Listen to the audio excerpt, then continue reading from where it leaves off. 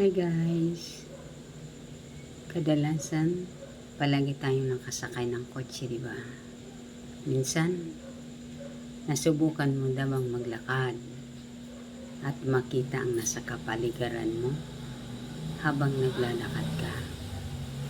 At mararamdaman mo kung ano ang sinasabi ko. Dahil, alam ko na yun eh. Dahil ginagawa ko yan. Minsan, kung hindi natin nakasanayan,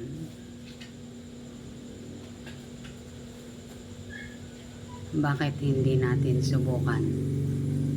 Parang malaman natin kung ano yon sinasabi ko. See you next video guys.